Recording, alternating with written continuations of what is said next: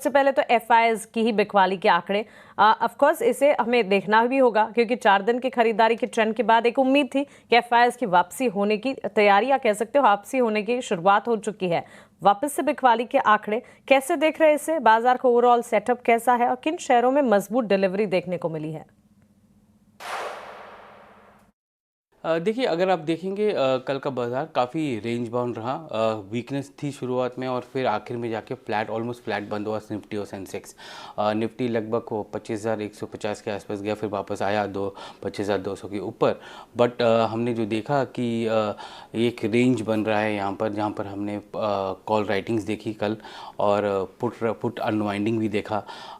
Specially 25,300 पे put unwinding हो रहा है और जो कुछ जो पुट्स हैं वो अभी 25,100 200 में बिल्ड हो रहे हैं।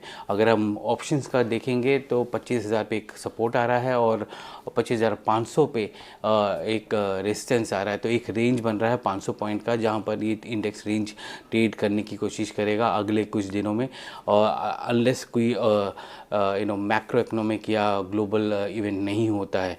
बट एक इवेंट जो है जो अनफोल्ड हो रहा है वो है यूएस चाइना का जो ट्रेड वॉर है। चाइना ने कल स्टेटमेंट दिया कि वो अपने अपने डिसीजन में कायम रहेंगे। इनफैक्ट चाइना का अगर आप देखेंगे तो कल उन्होंने वो भी बना दिया कि दिसंबर 1 से रेयर अर्थ्स में काफ़ी एक्सपोर्ट कर्व्स आ जाएंगे। यूएस शिप्स जो चाइनीज़ पोर्ट में आएंगे उसके ऊपर वो एक टैक्स इम्पोज करने वाले हैं। तो ये सारी चीज़ें जो है एक माहौल बना रहा है कि एक तरह से टैरिफ वॉर दो कंट्रीज़ के बीच में, और वो एक इम्पॉर्टेंट फैक्टर रहेगा अगले कुछ हफ्ते और महीनों के लिए, जब तक ये इसका सोल्यूशन नहीं निकलता है। अगर आप देखें तो एफआईआईएस नेट सेलर रहे हैं 4 दिन के बाद, लगभग 240 करोड़ का बेचा है उन्होंने और डीआईएस ने लगभग 2,300 करोड़ का खरीदा है। बट ये थोड़ा सा एक क्या कहें कि एफआईआईएस की अगर सेलिंग हो भी रही है तो कैश मार्केट में मतलब प्राइमरी मार्केट में वो बाइंग हो रही है और वो पैसा जो है अभी जो लगभग 3.5 लाख करोड़ जो एलजी के उस क्यूआईबी के उसमें अटका हुआ था या ब्लॉक था, वो अब खुलेगा। तो वो फ्लोस भी आने की उम्मीद है आज और कल में, क्योंकि इतना पैसा जो एलजी के आईपीओ में आया है और उसको कहीं ना कहीं तो जाना पड़ेगा, या तो एलजी के स्टॉक्स में आएगा आज जब लिस्टिंग होगी, या फिर आगे जाते हुए वो बाकी बाज़ार में भी आएगा।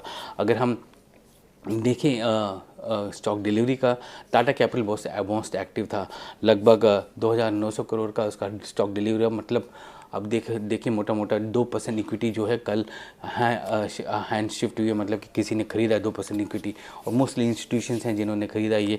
और टाटा मोटर्स का कल आखिरी दिन था, आज डीमर्जर होने वाला है, उसका पीवी अलग हो जाएगा और सीवी अलग होगा और सीवी का जो है वो अगले 30 दिन में लिस्ट होगा। तो वो उसकी वजह से भी काफ़ी कुछ बिकवाली देखने को मिली, क्योंकि प्राइस ऊपर था और मतलब प्राइस जो है इंटरेस्टिक वैल्यू उसका ऊपर था, और जबकि स्टॉक आज गिरा मीन्स सोमवार को गिरा था।